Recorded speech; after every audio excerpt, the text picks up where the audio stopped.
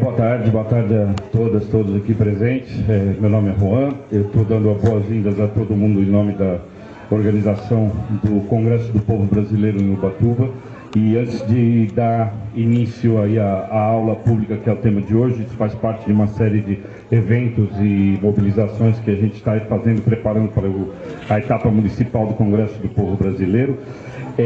O Congresso do Povo Brasileiro é uma mobilização que está acontecendo, promovida pela Frente Brasil Popular, com apoio de vários movimentos sociais, entidades que estão muito preocupadas com o caminhar das coisas brasileiro.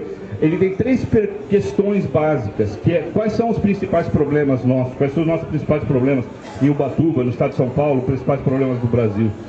Por que eles acontecem? Porque não adianta a gente só ficar falando, né, tem esse problema, fazer aquela discussão de Facebook, tá tudo errado, e não se apresentam soluções, não se apresentam propostas e alternativas. E para saber quais são, temos que saber a raiz desses problemas, por que eles acontecem, por que as gasolinas ficou cara de repente. Então aí nós temos aí que discutir isso. E por último, que propostas nós, como povo brasileiro, dependente do que venha de Brasília, do que venha de políticos de um lado e outro, quais são as nossas propostas para resolver esse problema. Dentro dessas mobilizações, a organização do Congresso do Povo Brasileiro aqui em Ubatuba quis organizar hoje essa aula pública sobre o SUS. O SUS é uma coisa que impacta a vida de todos nós, como alguns já apontaram. Mesmo as pessoas que têm planos de saúde, mesmo as pessoas que se sentem, que acham, eu não tenho que me preocupar com o SUS, muitas vezes não sabem, o Estênio vai falar disso muito melhor, mas isso é uma coisa que impacta o cuidado da saúde de absolutamente todos nós. E ele é uma conquista muito suada. O SUS aparece mencionado na Constituição brasileira, quando ela é criada, que o Brasil terá esse Sistema Único de Saúde, mas não começa a ser implementado até uns anos depois. Se não me engano, no primeiro governo, Fernando Henrique Cardoso, começa a implementação real. E o que a gente já discutiu muitas vezes, é uma implementação do SUS, é um sistema que ele foi criado à base de avanços e retrocessos ao mesmo tempo. Ao mesmo tempo que avançava em algumas áreas, antes deles serem implantados, já começaram a tirar pedaços dele e a privatizar e a colocar para os planos de saúde. Então, sempre foi uma batalha muito grande a implementação do SUS. E ela também está ameaçada hoje, não só pela retirada do desmonte do próprio sistema, mas uma ameaça de muito longo prazo, que alguém já mencionou aqui, que foi a emenda constitucional 95, 2016, que congelou os gastos por 20 anos, e isso é o que vai, o professor Estênio também vai mencionar isso, e vamos discutir por que esse congelamento de gastos é um grande risco para o futuro do cuidado da saúde das pessoas aqui no Brasil. Então, já sem mais introdução, vou apresentar o Estênio Miranda. Ele é militante do SUS há mais de 25 anos, médico, foi gestor público de saúde no município de Ribeirão Preto, foi presidente do COSEN em São Paulo, que é um conselho de secretários municipais de saúde, participou na condição de delegado de conferências municipais, estaduais e nacionais de saúde, foi integrante da comissão organizadora da última Conferência Estadual de Saúde de 2015, e na sua gestão na Secretaria Municipal de Saúde de Ribeirão Preto deu ênfase ao fortalecimento da pensão básica e da estratégia da saúde da família, triplicou o número de equipes de saúde da família e ampliou a cobertura das unidades básicas de saúde, dos postos de saúde como a gente conhece. A reformulação da rede municipal de atenção psicossocial e trabalhou pela valorização do servidor público da saúde com a implantação de redução de jornada de 40 para 30 horas sem redução de vencimentos. Se caracterizou também pela adoção de mecanismos e estratégias de gestão colegiada e participativa e a implantação de instâncias de debate e deliberação junto ao Conselho Municipal de Saúde. Nós agradecemos muito a presença de Estênio Miranda aqui hoje, após aí 700 quilômetros de viagem para vir aqui falar com a gente. E sem mais, eu queria pedir um aplauso e a gente vai começar aqui com a aula pública. Depois a gente vai pegar as perguntas, tá certo? Obrigado. Obrigado, Juan. É sempre um prazer estar aqui em Ubatuba. Apesar da distância, é uma viagem que é muito gratificante sempre. E eu queria inicialmente cumprimentar a todos, cumprimentar a organização desse evento. Funcionou de maneira bastante precisa o planejamento e estamos começando no horário previsto. Isso é muito bom porque nos permite debater com bastante à vontade. Quero também cumprimentar a Frente Brasil Popular pela iniciativa do Congresso do Povo Brasileiro. Notas históricas, que é um antigo modo de organização do país chega ao final e nós teremos o nascimento de um novo modo de organização, mas ainda não sabemos qual é, não é? Então, é muito importante que se faça o debate em praça pública, em rua, como nós estamos fazendo aqui, como a Frente Brasil Popular propõe e está fazendo em todos os cantos do Brasil. É do debate, é da voz do povo que deverá sair o novo Brasil. Por isso, a importância do Congresso do Povo Brasileiro. Vocês sabem, o Congresso terá etapas locais, etapas regionais e depois uma etapa estadual e nacional também, onde todos os debates, as propostas serão discutidas e aprovadas na forma de um documento final. Quero agradecer também ao pessoal da Casas Bahia, que abaixou o som e nos permite agora falar, o pessoal da Quité. Agradecer especialmente ao Edson, que providenciou aqui o som, que nos permite também ter esse contato com todos vocês. E quero fazer duas observações iniciais que acho importantes. Primeiro, a organização chama esse evento de uma aula sobre o SUS.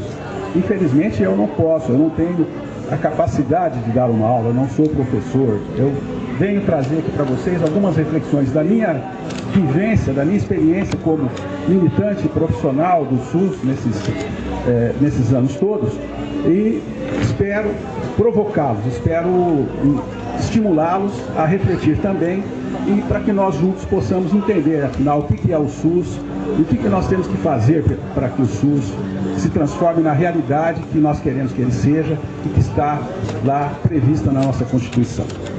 A segunda observação que eu preciso fazer é que, normalmente, em palestras, em situações como essa, o palestrante diz que não tem conflito de interesse. Ele quer dizer com isso que ele não tem relação nenhuma com alguma entidade ou alguma indústria, alguma empresa que possa interferir na sua opinião.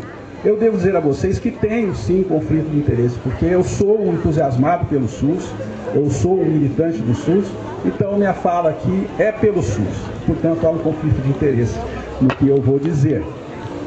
E também quero dizer que, e acho isso importante, eu não tenho convênio médico.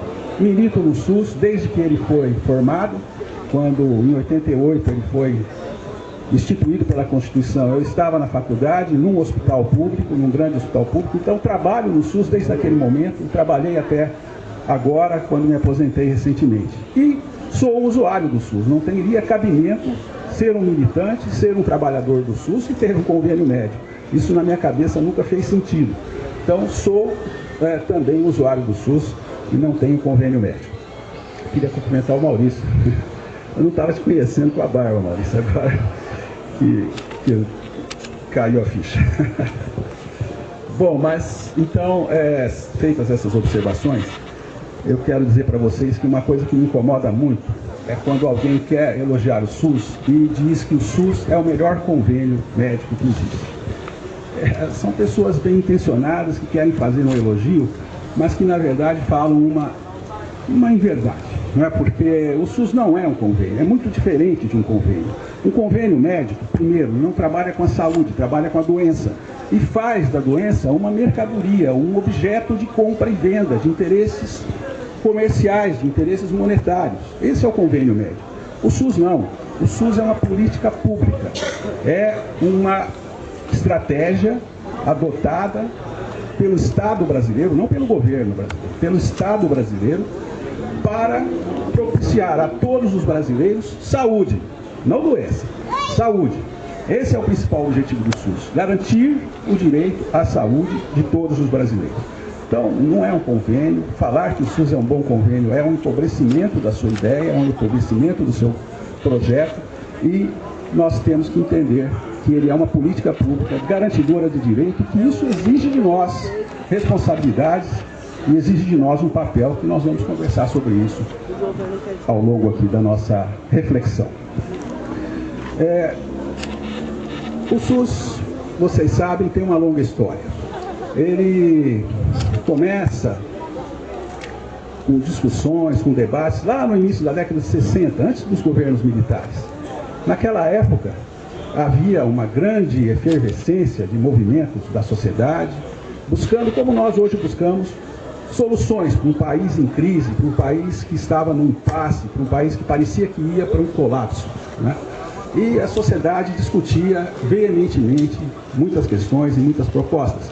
E pessoas relacionadas ao universo da saúde, profissionais de saúde, movimentos populares, estudantes e muitas outras pessoas começaram a falar e começaram a conversar sobre um sistema de saúde público que tivesse as características que o SUS acabou tendo depois, que são principalmente o fato de ser um sistema disponível para todos e não para determinados segmentos da sociedade, ou seja, um direito geral de todos, que fosse um sistema igualitário, que todos fossem tratados igualmente, sem distinções, sem privilégios, sem condicionamentos, que fosse um sistema também que abordasse a saúde das pessoas de uma maneira abrangente, de uma maneira que começasse com a prevenção das doenças, mas que entendesse que cada indivíduo, cada um de nós tem necessidades específicas e deve ser atendido, e deve ser tratado, e deve ser cuidado de maneira específica também. Então essa é a questão da integralidade. São esses princípios que começaram a ser discutidos lá na década de 60. A universalidade, um serviço para todos. A integralidade, cada um ser entendido com uma complexidade e ser tratado dessa forma. E também a igualdade no tratamento. Essas ideias faziam parte de uma pauta de discussões naquela época que foi interrompida com o golpe militar. A partir de 64, com o golpe militar, discutir esse tipo de coisa se tornou impossível, porque para os governantes da época, isso era coisa de comunista, isso era coisa de subversivo e não podia ser discutido, não podia ser conduzido. Muitas pessoas que participavam desses debates tiveram perda de sua liberdade, foram presos, outros foram mortos, outros ainda tiveram que sair do Brasil e ficaram muitos anos fora. A partir da redemocratização, dos movimentos da sociedade pela redemocratização, essa pauta voltou com muita força. Ela nunca morreu. Durante o período dos governos militares, essas discussões foram permanentes, mas abafadas. Foi um momento muito importante em que a ação dos movimentos populares garantiu a persistência dessa pauta. E nos movimentos populares eu quero chamar a atenção para a presença e para a importância das mulheres. Isso tem já teses e livros acadêmicos mostrando e registrando que as mulheres representaram um papel fundamental na preservação dessa proposta, na preservação dessa discussão. Elas lutaram bravamente nos seus bairros, nas periferias das grandes cidades, em vários locais, e mantiveram acesa essa chama de um sistema de saúde que fosse democrático, que fosse popular, e que acabou virando o SUS. Essas discussões se canalizaram para uma grande conferência nacional de saúde que aconteceu em 1986. Ela foi precedida como o nosso Congresso do Povo aqui, né? Foi precedida por instâncias locais, regionais, estaduais, até que confluiu para a Conferência Nacional de Saúde, a 8ª Conferência Nacional de Saúde, em 1986. E dessa conferência saiu um documento, saiu uma pauta, que depois foi usada pelos constituintes em 88 para escrever o capítulo da saúde do SUS.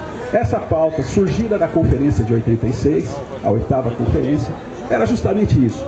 Preconizava um sistema de saúde universal, igualitário, integral, gratuito e que fosse, então, implantado como uma política de Estado, uma política que cada governo que assumisse o Estado deveria dar continuidade a ela.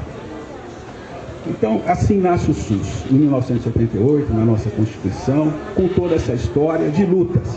Ele não nasce como um presente do governante, não nasce como uma ideia brilhante de algum deputado ou senador constituinte, ele nasce como uma história de luta do povo brasileiro, de construção de um sistema que fosse realmente democrático e popular. Bom, mas ele é um sistema que deve persistir por gerações. Ele não nasce pronto e ele nunca vai ficar pronto, porque sempre será possível aperfeiçoá-lo. Ele precisa ser dinâmico, ele precisa ser vivo, ele precisa se adaptar às necessidades do povo brasileiro a cada momento. E ele, então, não tem fim, nunca terá fim. Será um projeto para muitas gerações. E a nossa geração tem uma grande responsabilidade. Nós recebemos esse sistema dos seus fundadores e temos que transmiti-lo para para as gerações que nos seguirão. Temos que transmitir o melhor do que recebemos, mais íntegro do que o que recebemos e mais abrangente do que ele é.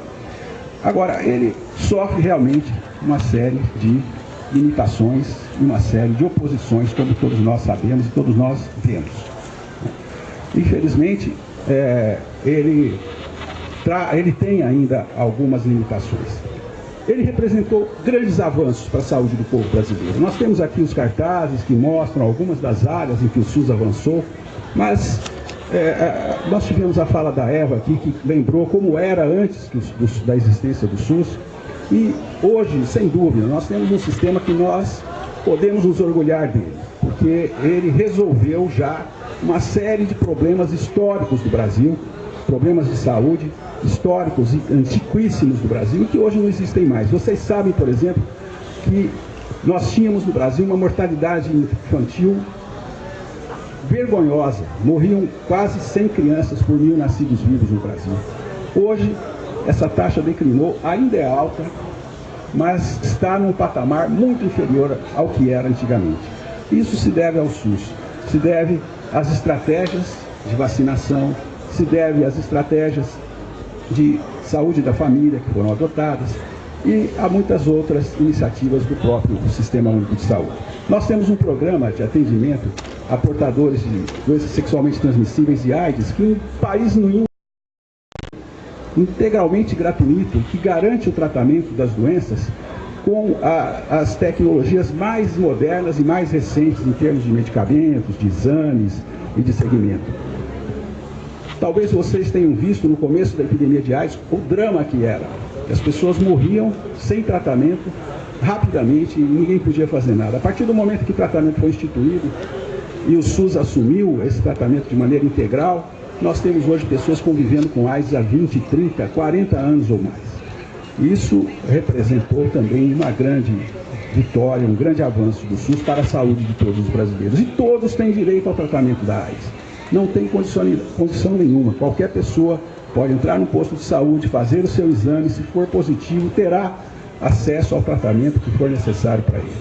Da mesma maneira, os transplantes. O Brasil é hoje um dos países que mais transplantes faz, e pelo SUS. Transplantes de fígado, transplantes de coração, transplantes de medula, salvando muitas vidas todos os anos. Falou-se aqui do SAMU, falou-se aqui das vacinas, e isso é importante entender que esses programas foram implantados em todo o território nacional. Não é simples fazer um programa desse num país das dimensões do Brasil, das diferenças regionais que o Brasil tem e das complexidades que tem o Brasil. Então, são muitas vitórias que o SUS tem e que, volto a dizer, devem ser motivo de orgulho para todos nós. Mas tem também as derrotas. Eu acho que nós ouvimos aqui alguns relatos de pessoas que têm dificuldades para conseguir o atendimento, que têm dificuldade para conseguir os tratamentos, e isso é a realidade. É isso mesmo, nós temos essas limitações.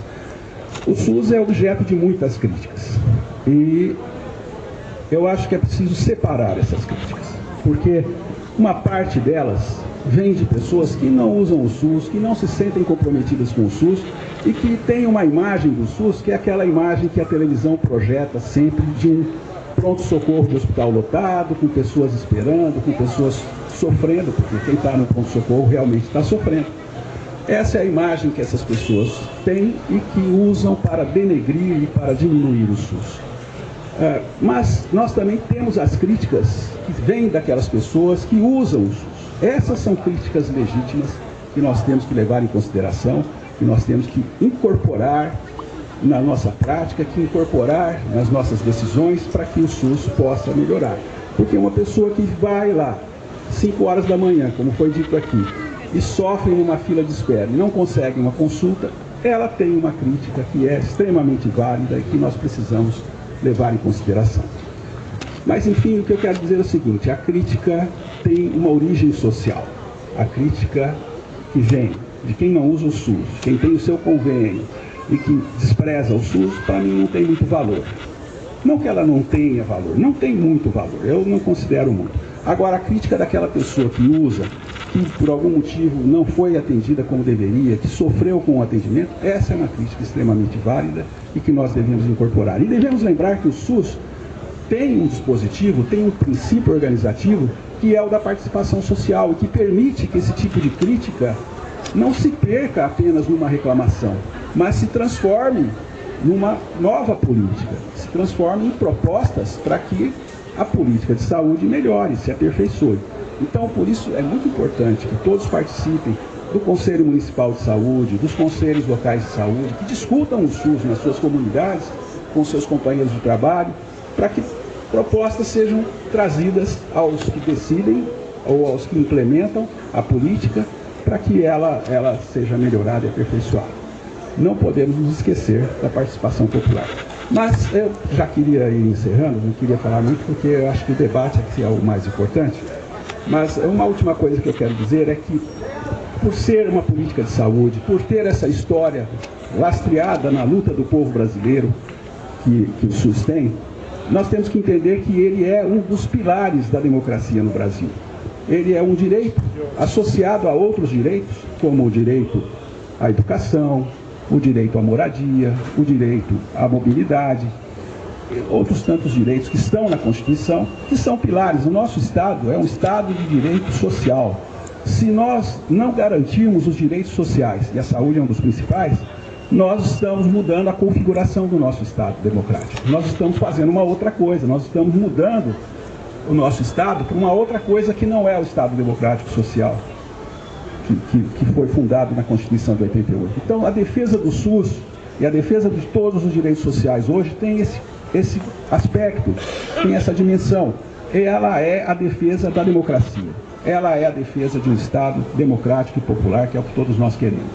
Por isso, o que nós temos a ver com o SUS é a pergunta que provocou aqui a nossa fala. Nós temos tudo a ver, nós precisamos defender o SUS como uma das formas, não a única, é claro, mas uma das formas de defender o Estado Democrático de Direito, que hoje está sob ameaça. Todos nós sabemos, todos nós vemos, todos nós ouvimos diariamente as ameaças existentes ao Estado Democrático de Direito no Brasil, que surgiu de muitas lutas e de muito sofrimento do povo. Por isso, é isso que nós temos a ver com o SUS. Vamos defendê-lo, vamos resistir e vamos fazer com que o Brasil supere esse momento para uma situação melhor, uma situação de mais democracia, de mais direitos e de mais igualdade. Era isso que eu queria dizer e estou à disposição. Obrigado, Stênio. Eu vou então começar, acho que não sei se houve já algumas inscrições, as pessoas que querem... Sim, então, esse momento, agora é o momento do microfone aberto. Quem quiser, por favor, entrar aqui para a gente ir escrevendo nisso. Acho que tem já Ana Terra. São tempo de 3 minutos para cada intervenção. Aí uma pergunta, já tentar direcionar as perguntas aqui ao Stênio Miranda, que veio nos ajudar, ou simplesmente colocar aí a sua participação. Ana Terra, que estava aqui, quem é?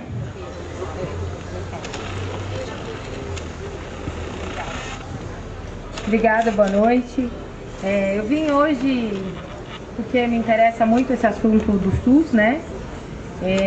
E vim, na verdade, num processo de tristeza, lamentar esse desmonte que o SUS vem sofrendo, né? Eu sempre fui usuária do SUS, sempre fui muito bem atendida, não tenho queixa alguma para fazer sobre o SUS, mas como a situação está difícil para todo mundo, né? Me apareceu uma oportunidade.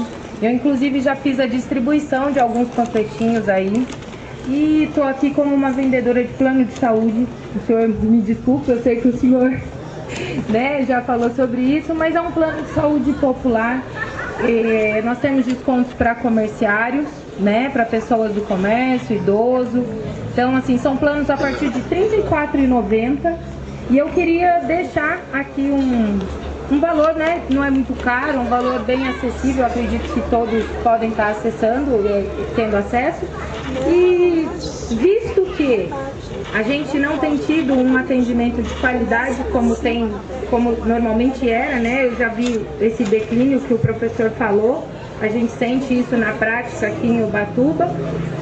E gostaria de deixar essa proposta do plano de saúde. Tem o meu contato aqui, tá bom? Vocês podem estar, qualquer coisa, entrando em contato. E não sei se de repente alguém tem alguma dúvida sobre esse plano. Eu sei que vem meio contradizer o que o professor veio falar, mas como brasileira que sou, como mãe de família, né, que tenho 2 filhos para sustentar, vim aproveitar essa oportunidade, visto que também recebo por comissão. Né?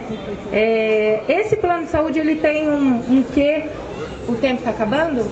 Só um minuto, posso só concluir um minutinho? Pode? Obrigada. A gente tem também um desconto, nesses planos, são vários, tá? Eu não tô com bandeira de plano de saúde nenhum, não. A fala é aberta, pessoal, para a gente trazer dúvidas ao que foi dito, para a gente colocar as nossas dúvidas e as nossas questões em relação ao SUS e não para fazer propaganda. Tá? A gente até tentou não cortar sua fala, Ana Terra, mas me desculpe, você fez a propaganda 2 vezes, dá licença. Bom, obrigado, Ana. A gente entende a situação, às vezes, das pessoas leva para isso, mas aqui a ideia era de trazer perguntas, então, obrigado pela sua participação. Não, eu não posso mais te dar mais tempo, porque já, inclusive, algumas pessoas, e a gente sai do foco aqui da nossa conversa. Então, deixa eu, por favor... mais outras inscrições ou algumas perguntas? O Estênio tem alguma coisa a dizer a respeito aqui dessa ideia do... Não, porque tem uma coisa que a gente pode até pegar gancho nisso, é a questão dos paradoxal, planos... O instante, dos chamados planos populares.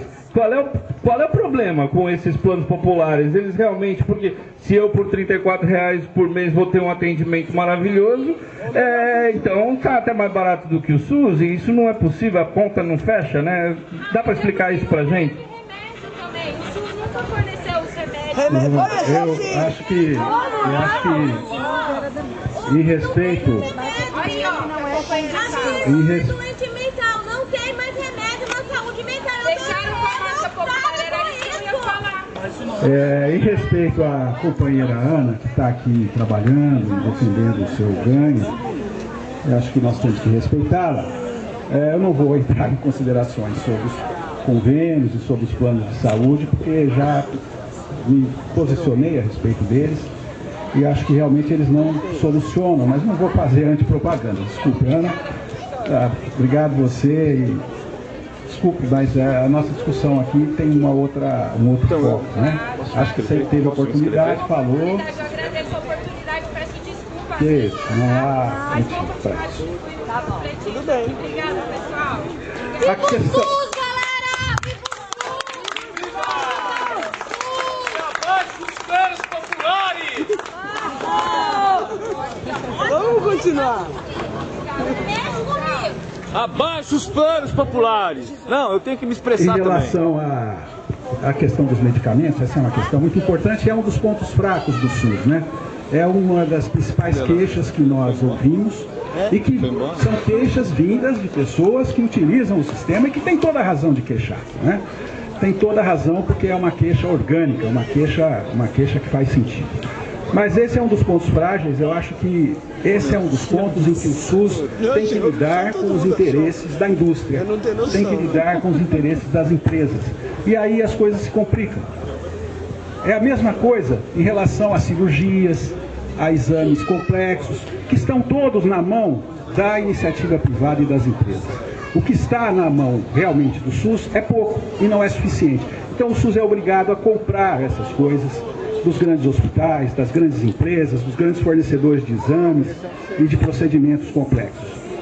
E essa compra leva sistematicamente, permanentemente, a um embate, a um conflito entre o público e o privado. A questão dos medicamentos está isso. Eu sei que falar isso não resolve, não vai dar o medicamento na mão da sua irmã, mas esse é um dos nós da questão do SUS, né?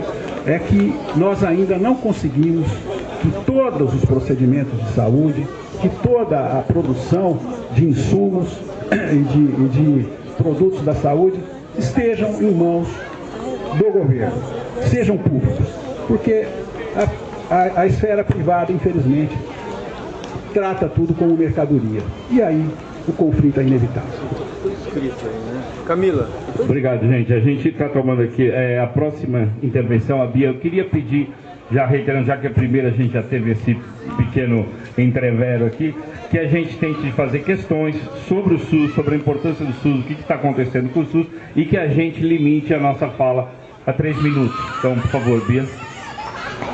Boa noite a todos. Essa expressão, o que eu tenho a ver com o SUS, foi pensada porque pessoas como eu, que são de uma teórica classe médica, a gente paga o plano, eu pago o plano de saúde. Mas o que eu tenho a ver com o SUS? Muito bem, eu moro em Ubatuba e o hospital que tem em Ubatuba é a Santa Casa. Então, quando eu tive uma emergência, quando eu tive uma hemorragia interna, me perguntem se adiantou alguma coisa eu ter plano de saúde. E eu vou responder para vocês que não adiantou nada.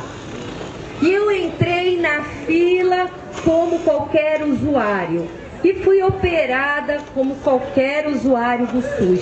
Então nós temos, às vezes, pagamos o plano de saúde por um medo, mas na realidade, na nossa vida de Ubatuba, você ter ou não plano de saúde, me desculpe, não vai te salvar nas suas emergências, quando você tiver se você tiver um acidente de carro, qualquer coisa assim. Então, esse eu quer dizer, porque a gente tem uma concepção, muitas vezes, de que o SUS, não, o SUS é para a pessoa mais pobre.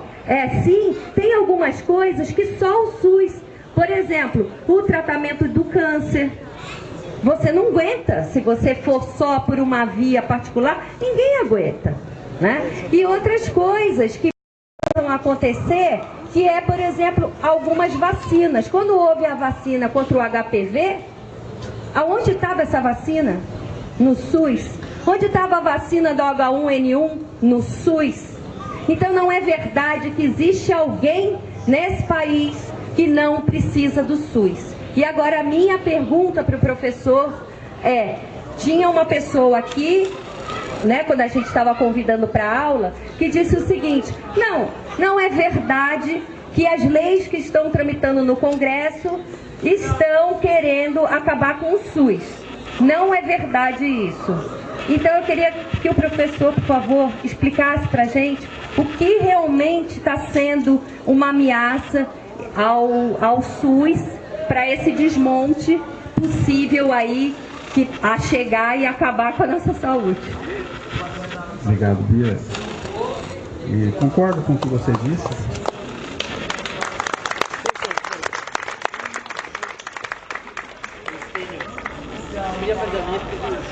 Pois não, Rui, por favor. Só esclarecer uma coisa antes. Concordo com tudo que a Bia disse, só que eu não sou professor. Por favor, não me chame de professor. Hoje ué. Não, essa semana na internet eu vi uma notícia de que o governo federal rompeu o convênio com mais de 1000 farmácias populares. Então a gente sabe que às vezes você dá um remédio preventivo, no caso de como é que chama? Diabetes ou pressão alta, é mais barato do que você pode se tratar. Então, como é que você vê esse rompimento dos convênios com as farmácias populares? Sim, isso é também um grande problema. O desmonte, ele vem acontecendo já há algum tempo, né? Ele, de certa forma, até precede o impeachment e o golpe, porque as forças que levaram ao impeachment e ao golpe já estavam se articulando e estavam fortes no momento imediatamente anterior, né? E um dos focos da sua ação era o SUS, porque eles têm muito claro isso, que derrubando o SUS, derrubando um direito, eles estão enfraquecendo a democracia, estão enfraquecendo o campo democrático e popular, que é o campo que interessa ao povo brasileiro. Então, não é por acaso que eles querem fazer o desmonte do SUS. Eles querem desmontar a democracia, eles querem um Estado liberal, como eles dizem, né? Onde eles podem fazer o que eles quiserem. Então, esse desmonte já vem de antes e ele agora se manifesta dessas maneiras, né? Nesse estrangulamento de setores, né? Estrangulamento pelo lado financeiro. O financiamento do SUS nunca foi suficiente.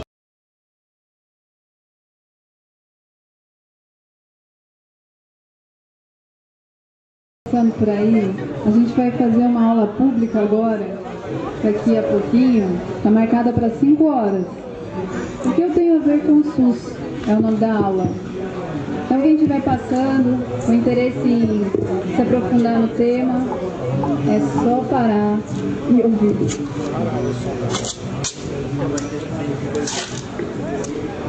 Alguém quer falar sobre os problemas que vê hoje em dia no SUS? Pode ser no âmbito local ou nacional? Alguém tem alguma coisa para falar sobre os problemas do SUS? Quer falar, Sônia?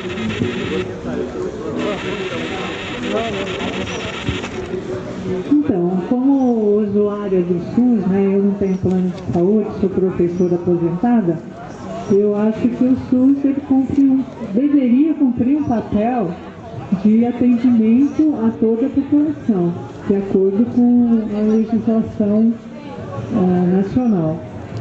Acontece que, a partir desse governo golpista, o que a gente vê é um desmonte do Sistema Único de Saúde.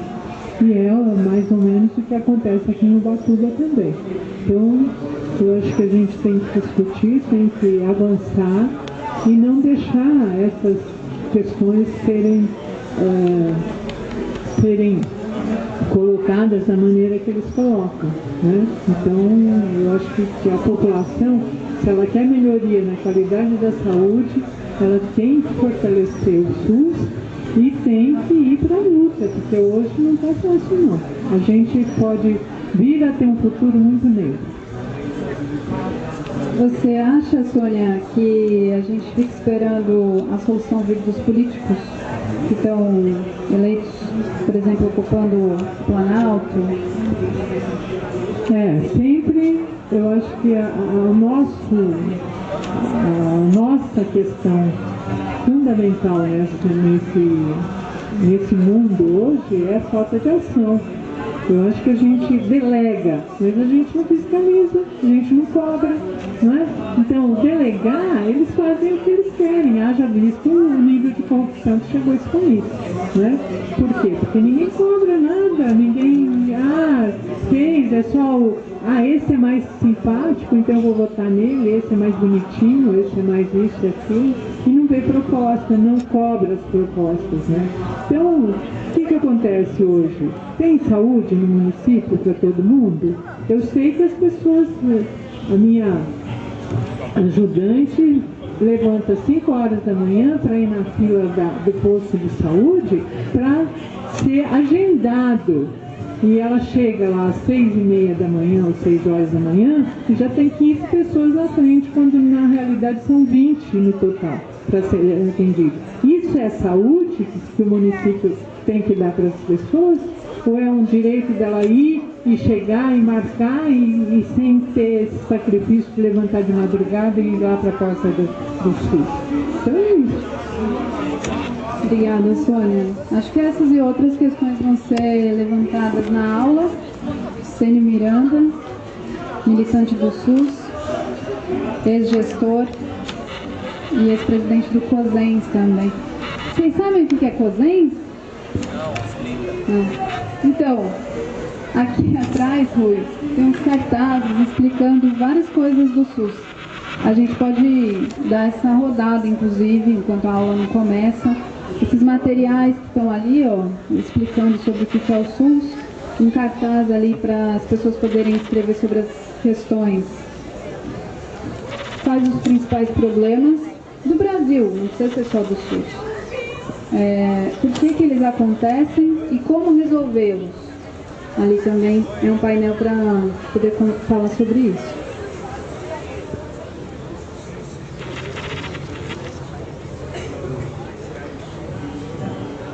A gente quer agradecer a Casas Bahia por ter baixado o som, tirado o som, para a gente poder fazer a aula.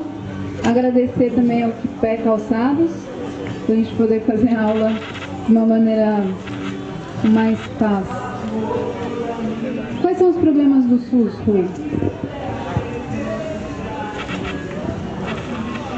Bom, o SUS a gente sabe que é o maior programa do mundo, né, de saúde, e como atende muita gente com essa dificuldade das pessoas, mesmo a classe média que pagava convênio, não pode pagar mais, e mesmo os convênios encaminham para o SUS para atender, eles tiram lucro a partir do... Agora, quando um programa se estende assim para atender uma grande parte da população, sempre tudo tem um custo. E com essa lei que foi feita, limitando os gastos de saúde e educação, então o que nós estamos vendo é o desmonte da saúde pública. Eu sou um caso próprio do SUS, eu tenho que agradecer ao SUS, porque na época que Ponte Safena era uma coisa caríssima, né? Eu fiz a Ponte Safena sem pagar nada. Então fiz um hospital de primeira linha e se eu não tivesse feito, não estaria aqui, né? Então acho que o SUS, as pessoas não conhecem tudo que o SUS oferece.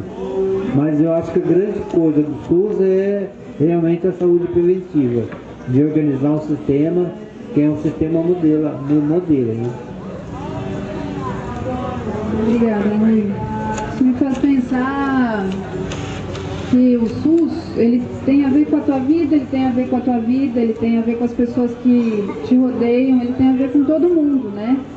E a gente está numa situação governamental, em nível nacional, de perdas de direito, né? Acho que é isso que você traz na sua fala, né? Então, gente, eu vou pedir só mais um pouquinho de paciência, mais 2 ou 3 minutos. Quer falar, Eva? Eva, quais são os problemas do SUS?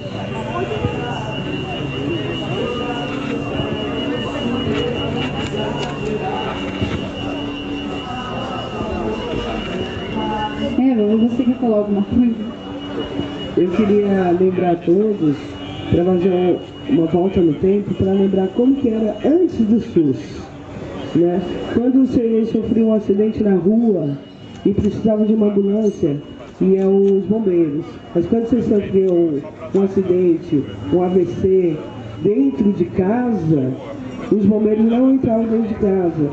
Então você tinha que pôr no carro, piorando a situação das pessoas, e hoje o SAMU tem no Brasil inteiro, né?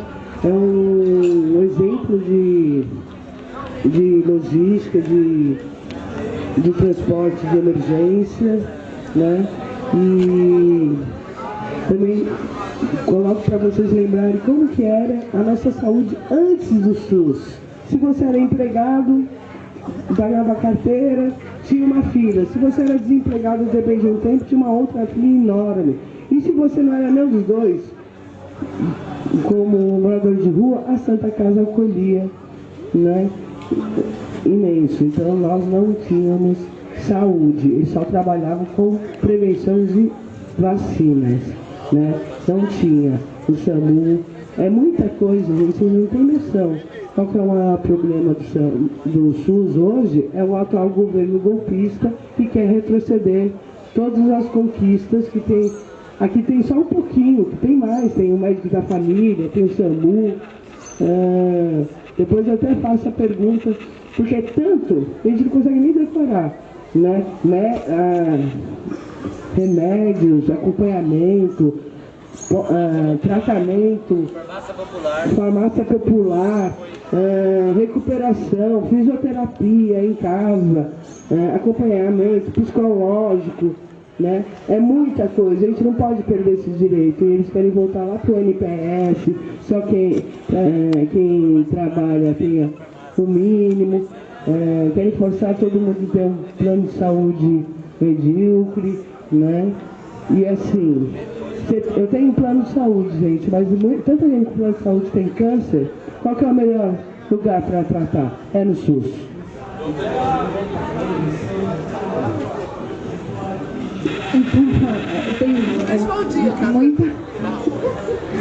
Tem muita coisa para ser falada sobre o SUS e às vezes a gente passa batido, né? Então eu vou pedir mais 2 minutos, daqui a pouco a gente chama a aula, pessoal. Enquanto isso, som ambiente no final do calçadão.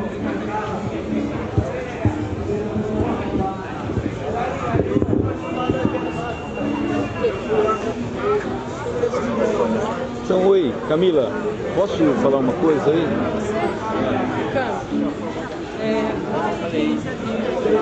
A mesa que a gente tem. A Patrícia está lembrando aqui, gente, que na mesa, ao lado do cafezinho, a gente tem cafezinho, chazinho ali quente, caso alguém queira se esquentar nesse fim de tarde.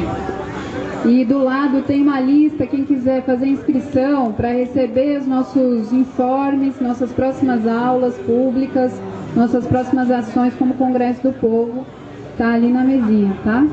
O Carlos quer falar alguma coisa. Rápido, né? Boa tarde a todos. Eu queria, a Eva, ela tocou num ponto que ela falou que a gente paga plano de saúde, mas acaba caindo no SUS. Até recentemente eu vi uma matéria sobre o Drauzio Varela, aquele médico, né, famoso. Ele disse o seguinte, que a classe média e a pequena burguesia, o pessoal mais abastado, não deveria usar o SUS. Porque essas pessoas, elas têm recursos, elas podem pagar, né? E o SUS, na visão dele, deveria ser para os pobres, os ricos não deveriam usar o SUS. Eu meio que fiquei assim, não concordei muito com a ideia dele. Porque o SUS deve ser para todo mundo mesmo, só que há um porém. Eu acho que quem pode deveria ajudar. Tudo bem que a gente já paga imposto, né? Mas só que quem paga mais impostos são os pobres. Os ricos pagam muito menos. Só que eles têm acesso igualmente ao SUS.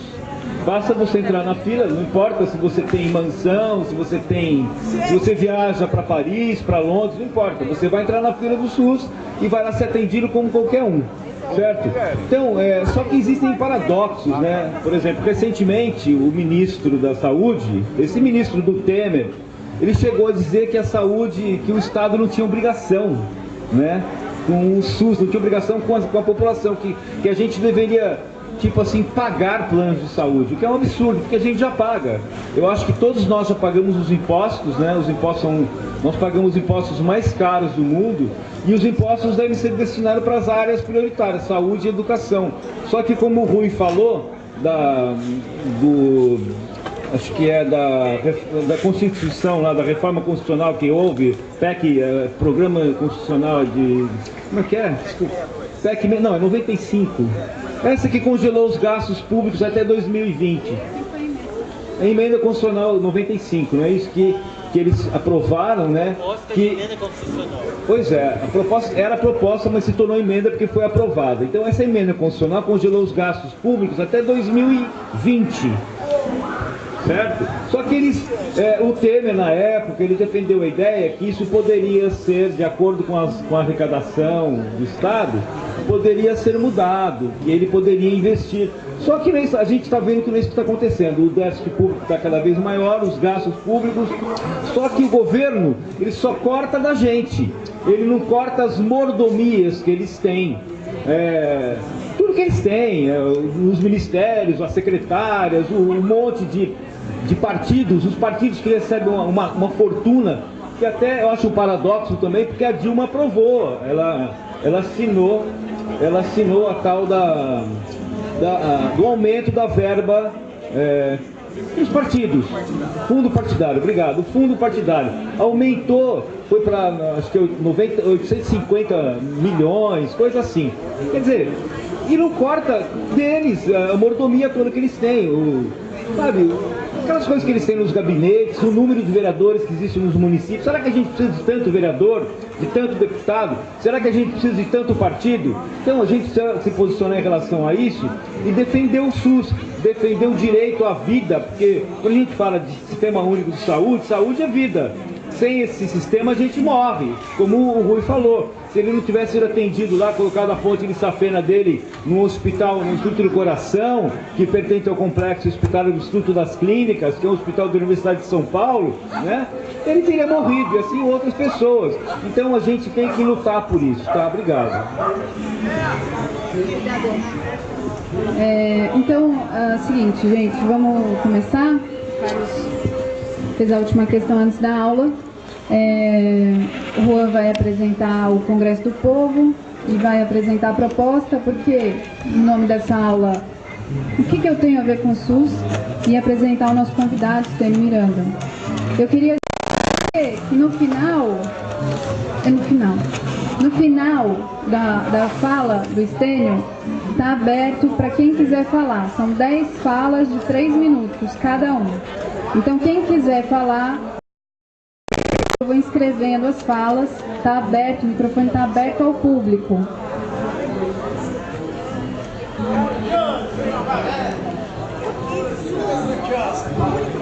Gratuito para todos. Pelo menos uns 20. Se não tiver o dinheiro, nunca será atendido. Então esse depoimento eu acho muito importante. O sistema único de saúde é o